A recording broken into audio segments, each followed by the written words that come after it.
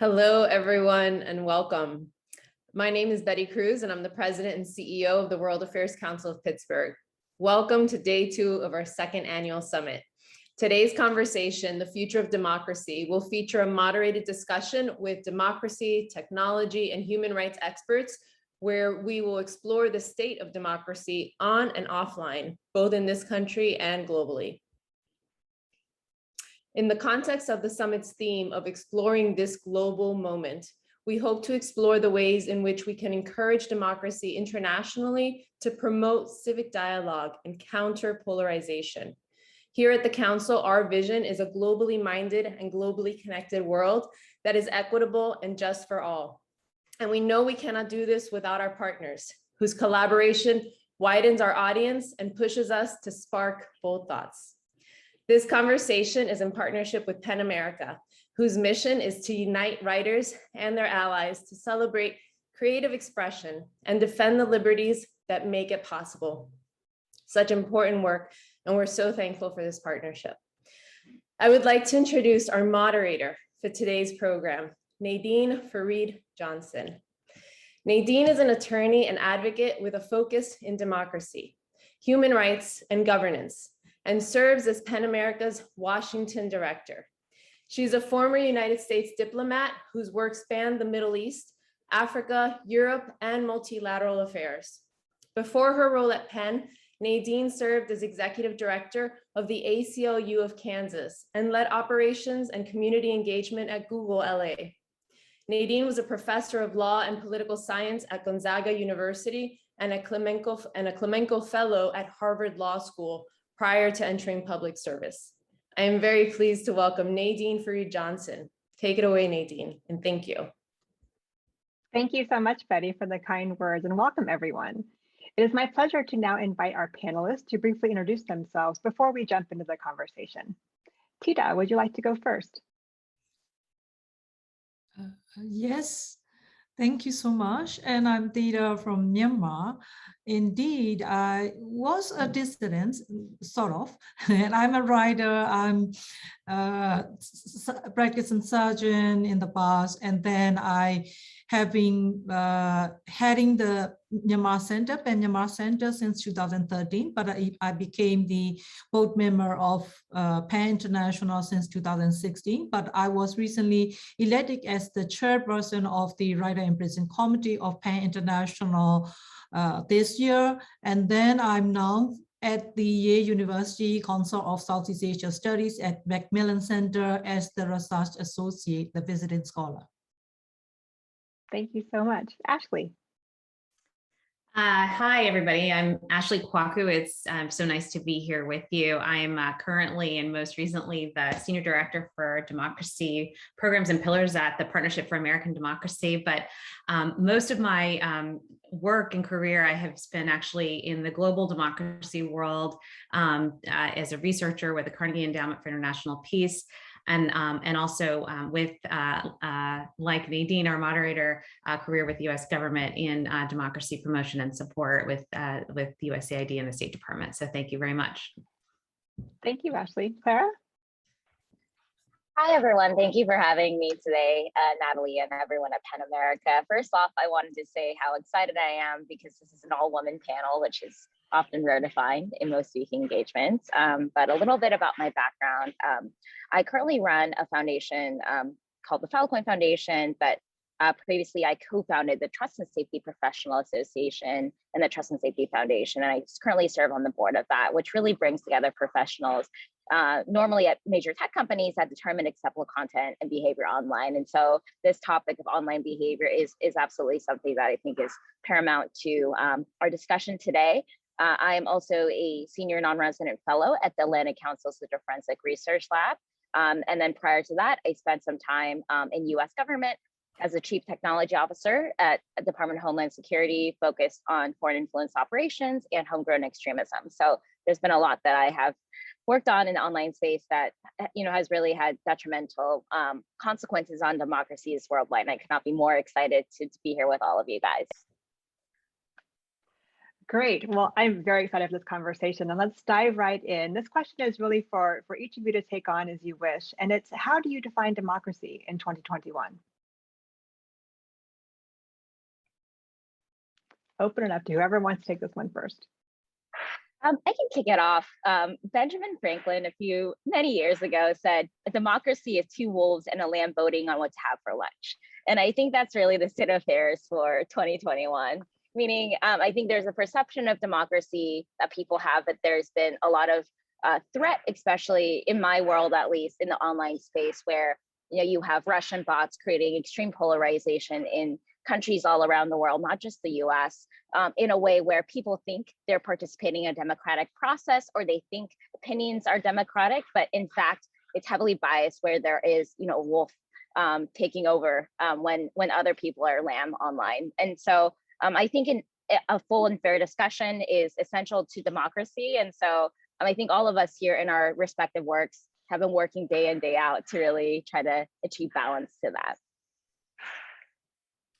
I'm happy to jump in next and say, to me, I think democracy is the type of relationship that we citizens have with our government and that we have with one another. And it involves both rights and responsibilities. It involves both trust and oversight, and sort of basic agreements on fundamental things. I don't think that's a really different, unique definition for this moment. I do think the kind of recognizing that relationship and obligation that we have, not only in relationship to our government, but also in relationship to each other, between citizens, between neighbors, does seem particularly relevant now in this moment of pandemic, where we do our health and safety is literally in the hands of each other. And so I also think, we also, I think, often define democracy in somewhat in procedural ways about the way democratic process functions, elections, et cetera. And I do think that we are seeing a debate and an evolution of the conversation about not only kind of the democracy in terms of norms and values and procedures, but also in terms of the outcomes that it produces, and wanting to sort of see democracy have democratic systems and democratic processes lead to more equitable, inclusive outcomes on a variety of issues. And that's maybe been a place where, it hasn't functioned as effectively. Yeah. I think for me, the 2021 is because of the pandemic. When we talk about democracy, we just talk about the representative government and check on the governments and role of the basic rights, something like that. But because of the pandemic, I think when we talk about citizens, I think role of the technology and the netizens becoming more interesting, different view. The global citizens turn out to be the netizens, but in that case, what will be the check on the governments? The whole platform of citizens has been pretty much much or diverse still. And then the role of the identity politic is still very much in line with the technology, then a lot of area of concern, for example, like one of the checks on the government is the media, and the role of the technology in the media after the pandemic is so much interestingly making more polarized, and in that case, I might say the role of the language rights, that's why I think the global giant media turns out to be monopolizing the shaping the conceptual knowledge of the netizens, and then that making so much impact on the individual government or the communities understanding about the democracy, or zero understanding about the democracy, something like that. So I think right now pretty much challenging in the sense of the democracy right now. Let's dive into this idea about inclusivity and making democracy more inclusive. How can we make the execution of democracy more inclusive? And Ashley, you touched on that a little bit. I'd like to hear from you if you don't mind. Yeah. I've done some writing on this, and I do think there's a couple of things. One, I think, is how we talk about it and conceptualize it. And I mean, I do think that globally we do a better job of talking about democracy in tandem with human rights. We have, as you and I'm sure others know, we have whole institutions as a matter of foreign policy that are focused on advancing democracy and human rights around the world. And we see this, I think this important integration is because the, inequity, injustice, discrimination, these are things that undermine democracy because they impede the full participation of people in political life and civic life in their countries. We don't have in this country the same kind of lexicon, I think, about human rights, but I do think there's this is a lens that helps to tap into this universalizing sense that every person has endowed with the rights and protections, regardless of who they are, what they believe, what they look like, and that all human life has dignity. All human life deserves protection from abuse. Clara, can you pick this up on in terms of how we use tech to achieve inclusion?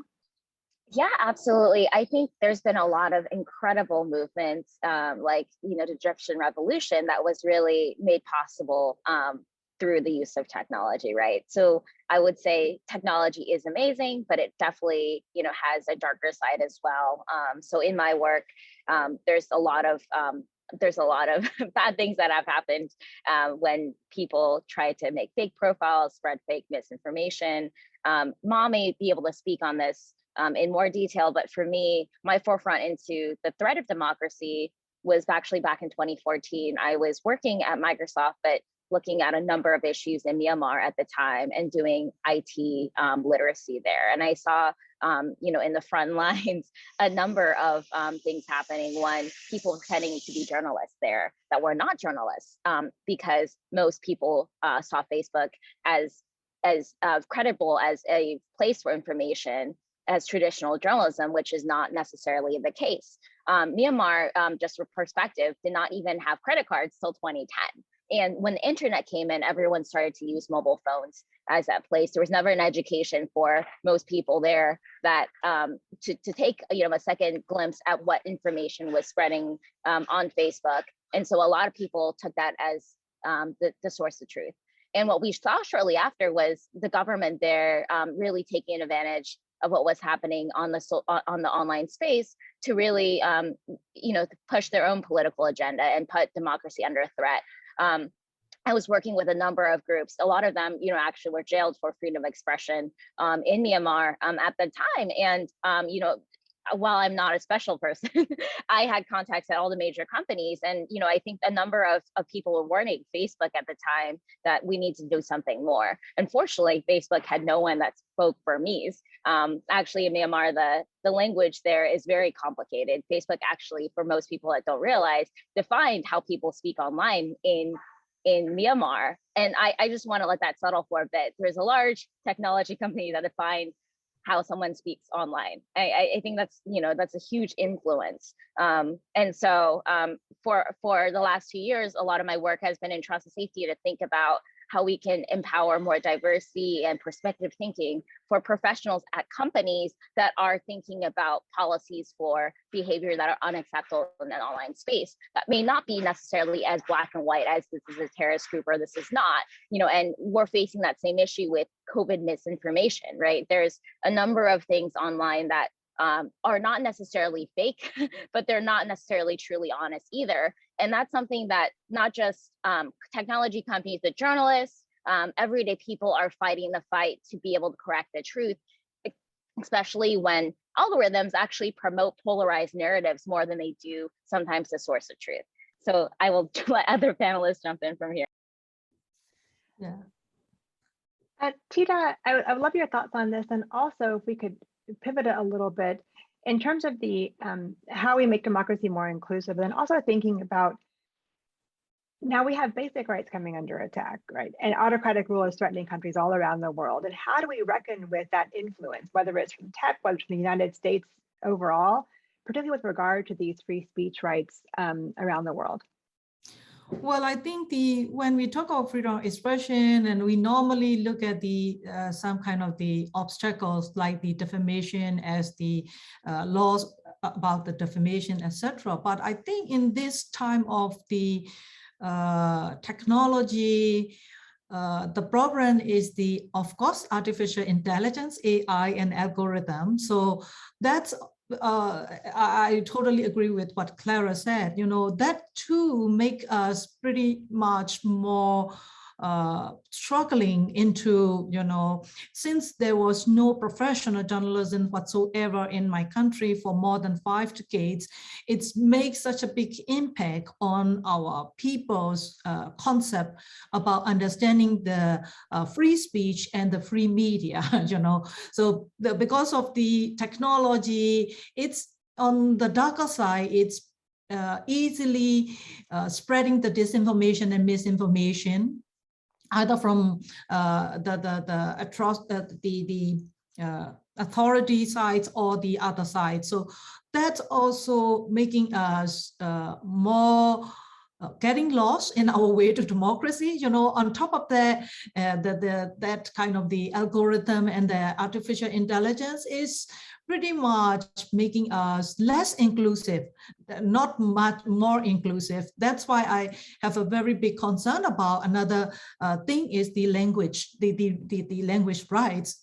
As the Clara said, that none of for example, we use mainly Facebook, and none of the decision-making level expertise in Facebook's can speak Burmese very well. And that our language itself is pretty much complicated, and we cannot just make the black and white based on one particular vocabulary. And then a lot of the digital company just focus on the artificial intelligence to judge, which is beyond the community standards, which is according to the community standards. And that make us pretty much a difficulty, especially after the coup. A lot of people are trying to use so many different new vocabularies to reach out to the spreading out the real news, and harder to understand what's really happening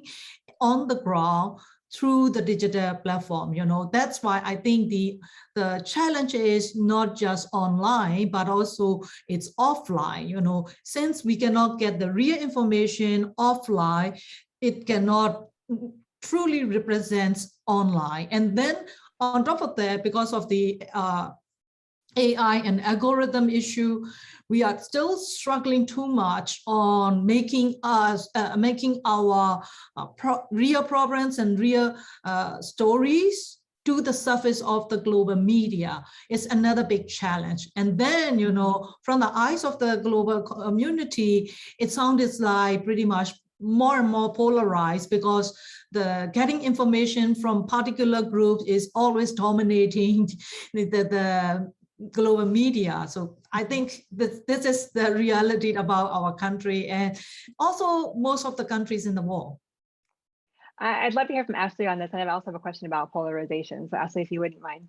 Yeah. I mean, just to quickly jump in here, like I was listening to your point about the sort of the idea that tech is going to promote less inclusivity. I think that's certainly true when it comes to social media and like interactive tech like that. And I'm no tech expert, but I think that one thing that's been interesting and something to watch in this pandemic time is the ways that technology has been used to create more inclusivity, just by allowing people insight into, especially at the local level, governance processes that they wouldn't normally be able to even to participate in. I think about my own school board meetings. We used to have the participation rate has gone through the roof during the pandemic, probably because people are more interested, but it's also more accessible. It's more accessible to the broad spectrum of diverse people that we have in the school district. And there are many other examples of this. And I think it would be a good sort of opportunity really to study the ways that technology can, at least in this space of providing more transparency and accessibility to rooms and doors that are usually closed to the public, and to see what sort of added benefits that has to offer. So let's touch on that a little bit. So we know that online communication plays a leading role in how we exchange ideas across borders. So how can we harness that positivity in tech to allow for the free flow of information and global conversation. Clara, you want to jump in on this one? Yeah, absolutely. I think there's a lot of benefit. I mean, you think about translation tools that are out there. You know, it allows people across borders to exchange information. I think during the global pandemic, a lot of people facing mental health and depression, they were really dependent on a lot of online communication to even stay in touch with their families, right?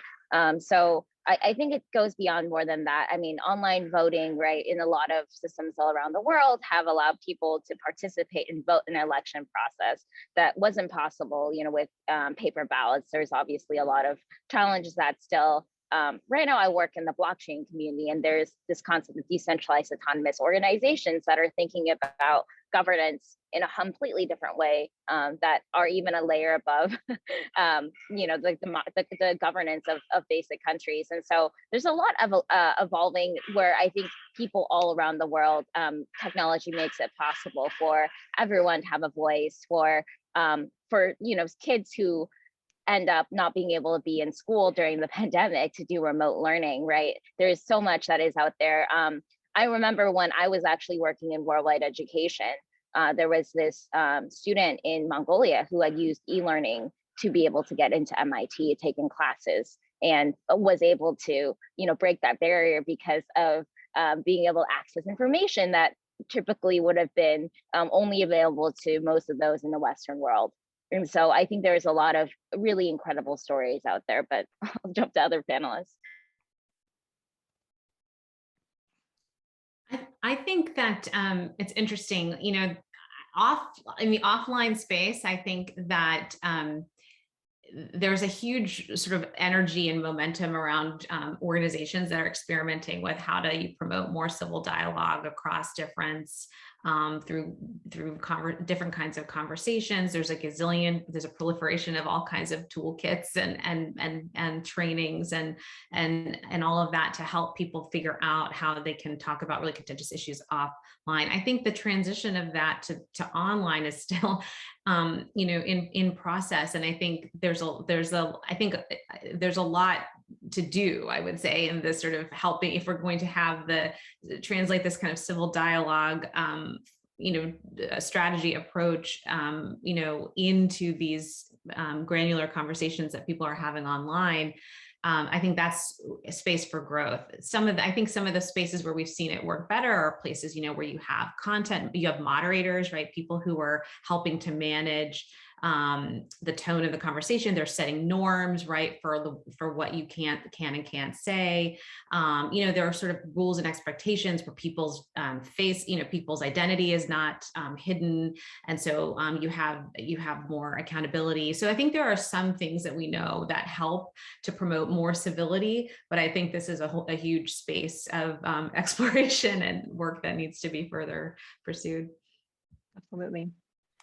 Let's return to the idea about equity here in democracy. We know that democracies are not wholly equitable, and some benefit while others are forgotten.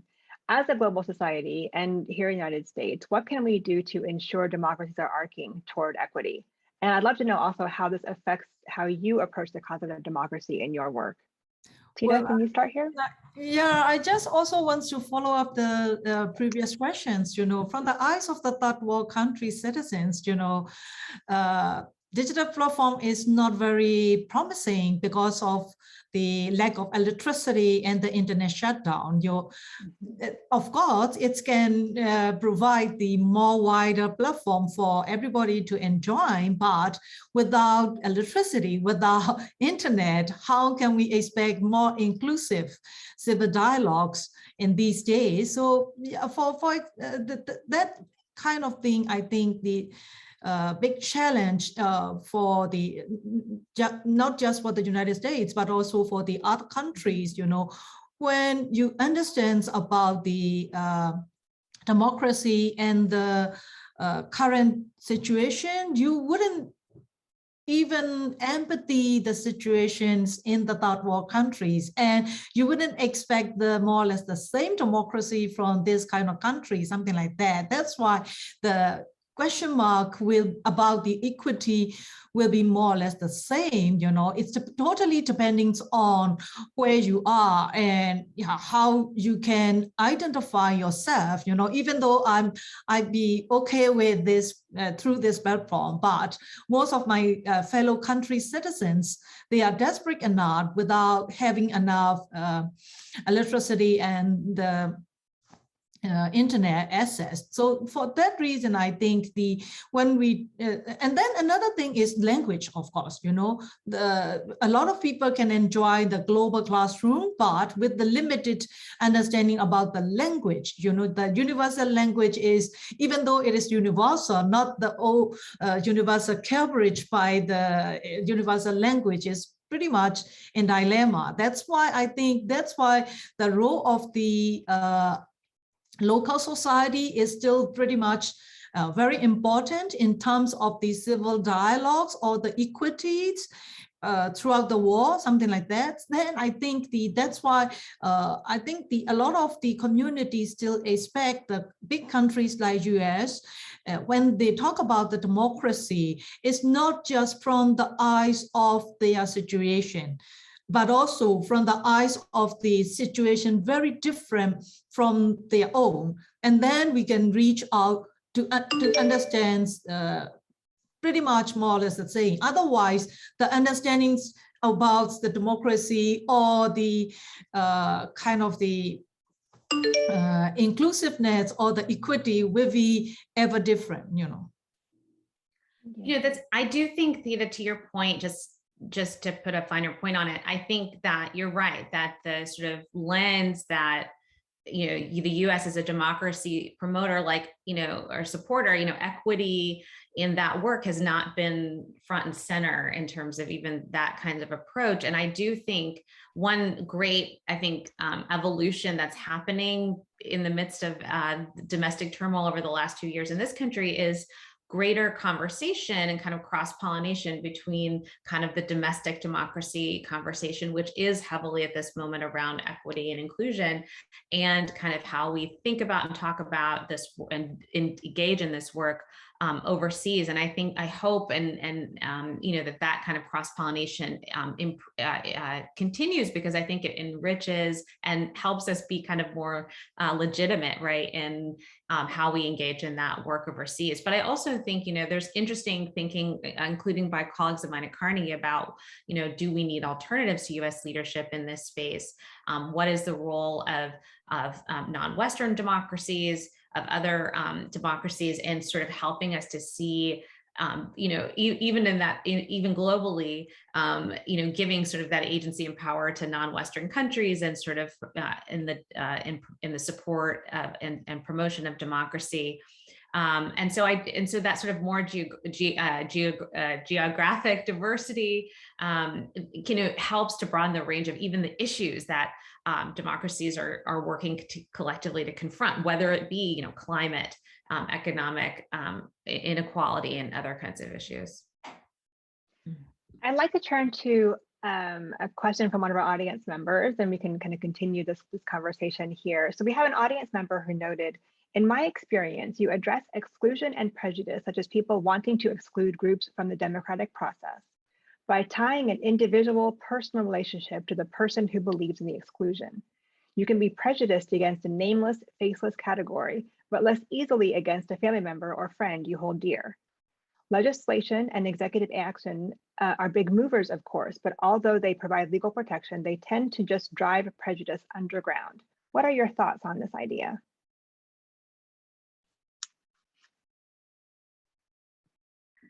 I can jump in here. So I think Paul, his question is getting to the idea that that we have to change kind of attitudes in addition to behaviors, in addition to policy, and that attitudes are most can be more easily changed by personal interpersonal kinds of relationships and interactions.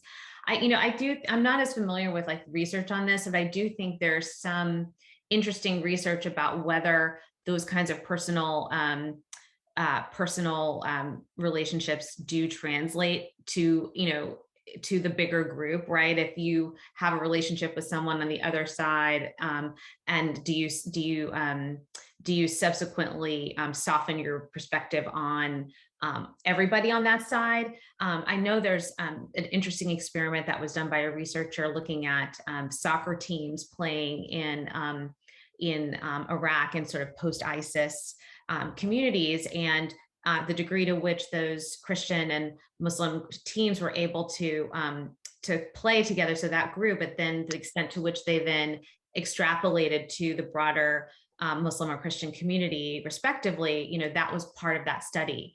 I think that that's an interesting one to look into about whether we can do that extrapolation. Okay. Yeah, I wanted to give a very specific example. When I was in U.S. government, we funded an initiative working with universities all around the world to really address hate in communities, right? And that's an online and offline process. But often, people, I think this question is really getting at is who are the credible messengers to deliver a message when there is exclusion, when there's prejudice, right? And so a lot of the schools that we worked with, the students were the messengers for other peers to say, this is unacceptable, or, this is what I've personally had to go through, especially in the US when a lot of polarization and radicalization, if we look back in 2013, 2014, 2015, around, the 30,000 Americans that went overseas to join ISIS, a lot of them were all coming from communities where there was radical polarization in an offline way where they did not feel welcome in their communities. And a lot of teenagers were turning to social media, they were turning to other communities for support. And so I think in terms of credible messengers, their peers were the most credible to really say this is not okay. Sometimes it's, that personal relationship, as Paul, you're mentioning, is the most important, right? For someone to really have someone they trust, making sure that they are involved to be that voice of reason. So I think it's one thing I just wanted to note here is, again, personal relationships and having that voice of who is a credible messenger to deliver voices in a democratic process is very important, because in the US, we live in a society where a majority of decisions are made by Caucasian white men. And that's the reality of power. And, in order for us to really build true democracy, we need to really also think about the voices that are represented. So.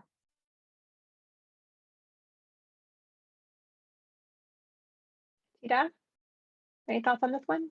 Well, I think the more or less role of the identity politics is pretty much important in this kind of the prejudice over the legislation. I think that as long as the identity politics is the playing very crucial role in terms of the decision making by every single citizens, we cannot make any good, even though we do have a good legislation, the prejudice will be forever, So that's why I think from the eyes of the outsider, what's happening in US in the last 2-3 years, especially last 4 years, is pretty much alarming, making, even though this is the very long-lasting, very powerful democracy country, when the identity politics is pretty much handled in too extreme, so much prejudices and the conflict has been vividly seen. So I learned a lot from this example. So it's also making us so much consideration how much we need to handle the identity politics, but it is very, very hard.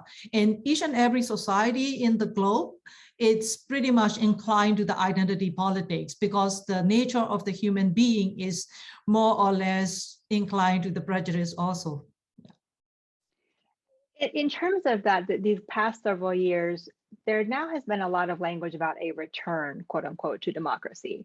I would love for you all to delve into that idea. How must democracies seek to reinvent themselves now in order to function properly with these principles we've been discussing of equity and inclusion and free flow of information and communication? So I would just zoom out for a second and just offer that even though we in this country have experienced a sort of a reversion of democratic norms, or we feel like we have over the last several, few years, we're sort of in the midst of this much larger global, decline in freedom. It's been occurring for over a decade, according to Freedom House. More countries, more people in the world live in closed or electoral autocracies than live in democracies. The number of democracies is declining. So this is like a much longer, geopolitical trend than just what's been happening the last, few years in the United States. I think that's important context so we don't sort of over-interpret and also miss kind of the bigger picture. I think, so you've seen this happen in the US, you've seen it happen in other more established democracies as well, including EU member states, countries like India and Brazil. And you've seen that be because of lots of different reasons, including aggressive action by external actors, external authoritarian states that, again, for geopolitical reasons, want to be able to kind of manipulate, the leaders and countries around them. And then other reasons that I know that Clara knows deeply about, the sort of internal dimensions, extremism, and other kinds of threats that erode democracy from within, and also the ways that we talked about them falling short. So I'd say that we do need to sort of restore our democratic norms. Democracy has been challenged significantly beyond this country and beyond the last few years. And so I think the question is, why is that? And what is it about the kind of democratic model that is being so, the legitimacy of that model is being so easily eroded? And I continue to go back to these, the ways in which democracies have fallen short in responding to big policy crises, migration crisis, economic dislocation engendered by globalization, the climate crisis, corruption and kleptocracy, which has been a huge sort of decay in many democratic countries. And so the new democracy needs to be able to deal with all this, and needs to be able to do so, again, with this equity lens in mind. I think that's critically important to bring that broad lens and to show this is one piece of a much broader, longer standing issue.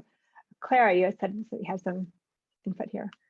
Yeah, I just wanted to add to Ashley's previous point. I think, what's been interesting is in 2016 and 2018, in every election year, at least in the US and also in elections all around the world, a number of foreign actors or bad actors online.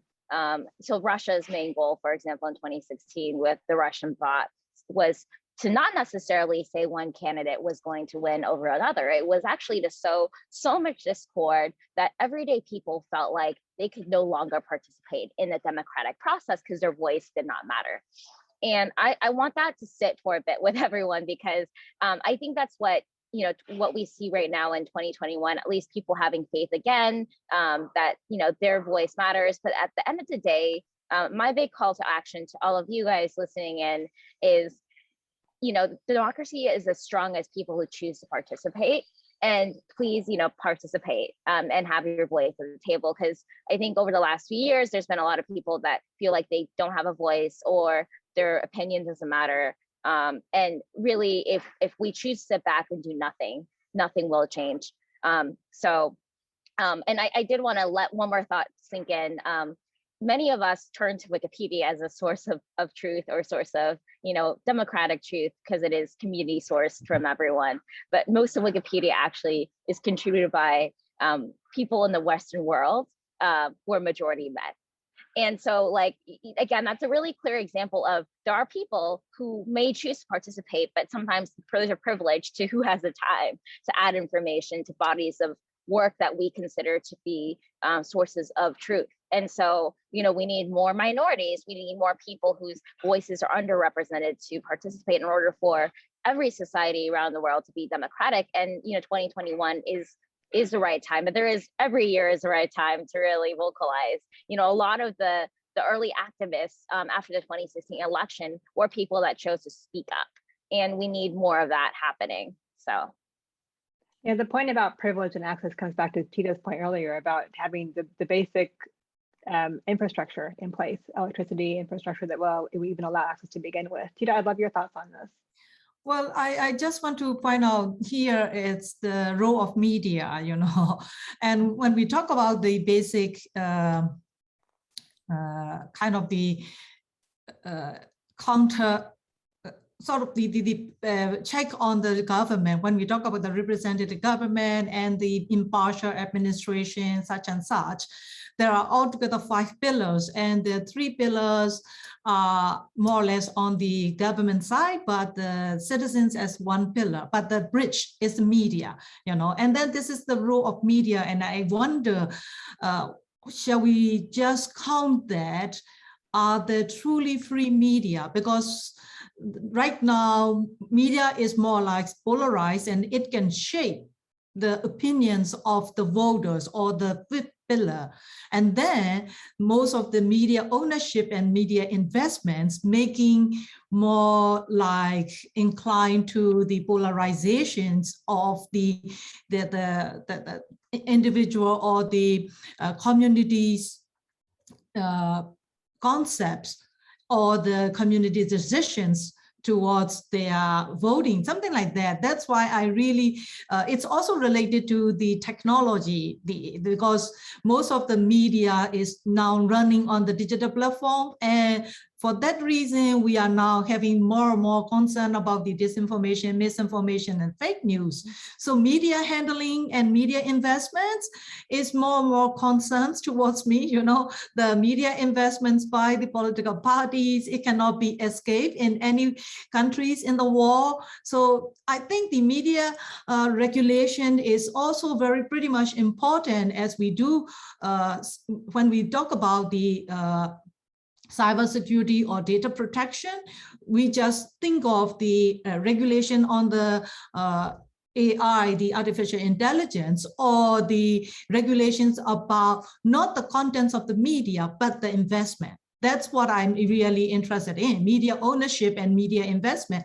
As long as we cannot making any good regulations, it sounded like the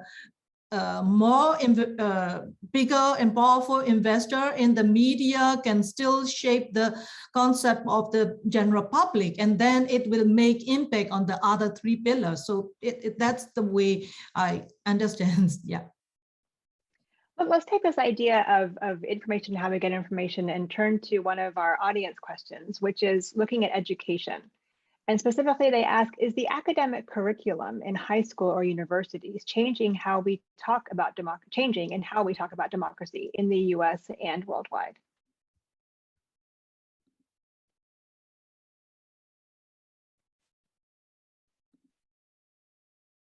Yeah, I think that's also really important, because education in this kind of era, education is more open and it's beyond the curriculum, and the role of the independent media and the state's media play a role in the making information. And right now, I think a lot of people still cannot differentiate between the information and knowledge. For that reason, in the era of the information pandemic, people get confused more and more. So then the education is still not enough, even though you are digitally literate or illiterate. That's for that reason, the democracy is being challenged under this pretty much mixed medium education system. Yeah, and I can jump in here. Oh, go ahead. No, you go ahead. Yeah, I was going to jump in here. I think, there is no place to start than high school and middle school and elementary school education, because I think that is where most people learn their critical thinking skills. It's not just a curriculum, but it is actually how do you think in a critical way to question things around you, that I think is the most important. I can dive into all directions here, but I spent a lot of time actually looking at broadband access in the US and subsidies schools would get for getting internet access at their schools. And there are a lot of there's a lot of funding in the U.S. government that are given with limitations on internet that might actually censor certain information. Like libraries were figuring out that they couldn't see pictures of how the body worked, sexual pictures, because they would be censored at libraries that decided to opt in for certain internet broadband access. And so I think beyond just thinking about education, I think a free and open internet is also really important in school districts, while also figuring out that balance for how students can learn in and outside of the classroom. I do think that schools today, even under COVID, are rethinking the way of how to really help students learn, the kinds of curriculum that should be designed. There are obviously parts of the US and parts of the world where there is no freedom of right to certain information, and students are limited to the information they access. But I think at the end of the day, the most important role of educators all around the world is to promote critical thinking, so that students can think for themselves, they can make their own conclusion. That's actually the biggest question I get in my work in disinformation is, what can we do? And the number one thing we can do is foster critical thinking, which some people don't necessarily have a strong skill set in, that comes from early childhood education. So that's so interesting. Even just to hear that is, for me, just very interesting. But I would also just add that if you're talking about very specifically civic education, sort of media literacy, that kind of, it's a woefully underinvested in space. It's been underinvested in this country because it's highly politicized, but across the globe, it is not something that is a big investment. Why? It's a long-term thing, right? It doesn't show immediate benefits. And so when people are sort of worried, and in this country too, worried about the most pressing democracy-related issue, it's an election, or it's a court ruling. It's not civic education, media literacy at the school level. So I do think it's an important reminder that these are investments that have to be made. We can't. They just need to be kind of inculcated into what we think about in terms of what a person needs to know how to do as they go through their lives, especially if we want them to be good citizens and engage productively in the public sphere. And so I think that this is just a plug for reinvesting in those kinds of subjects. Yes, and we have to really remember that it is, as you note, it's long-term. It needs to be very broad. It needs to be extremely inclusive, or we're not going to be able to reap the benefits that we're seeking. There is one other question I'd like to be thinking about, have you think about here, which is, as we think about the different pillars of the health of a democracy, we've talked a little bit about journalism having the import of a free media. I'd love to know what you think about how artistic free expression contributes to the health of a democracy, and how we can work together to ensure that those rights to artistic expression are protected globally.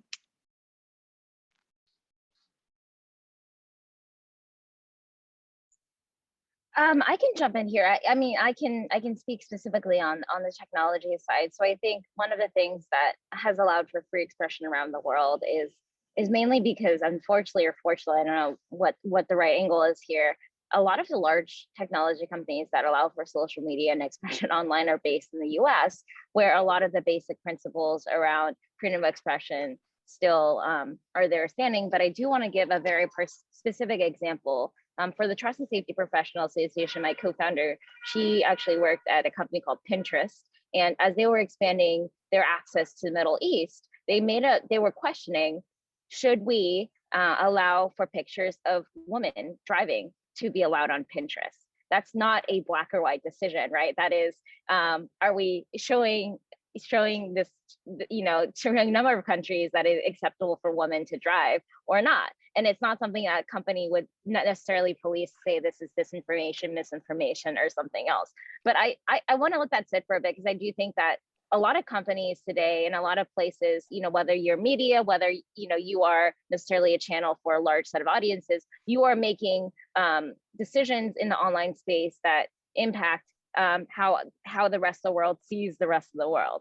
And sometimes it's information that might change your worldview, back to my example with schools, elementary schools, one of the benefits of the internet was there's a lot of people who are LGBTQ that lived in middle America that never quite understood or felt like they could be normal. And they were able to find that source of community in online spaces. Just to wrap it up, I wanted to kick off by starting off with that story to shape that question. Thank you. Tita, Ashley? Yeah, I just, I think this is like something we have to do. I always look at, if I'm looking at a sort of a backsliding country, one of the first warning signs is when leaders go after media. It's a red flag that space is closing in that country. And I think that especially then, if there's like a microcosm of that, it's like the arts, it's going after, because as we know, artists are voices of dissent in so many cases, musicians, writers, they are speaking the truth to power. And so, leaders who are resistant to criticism, who don't want to take that, they hear that and they, they'll respond. And I mean, and it can backfire. I think one example is in Uganda, where this pop singer Bobby Wine has become this big opposition figure and a big challenger to the president there, because it started with music that was critiquing the government, and then it resonated with people. So anyway, I just to say, I think this is a critical kind of part of the space to protect, is this freedom of art artists for their role in that speaking truth to power and dissent, and being kind of a voice for the experiences of everyday people.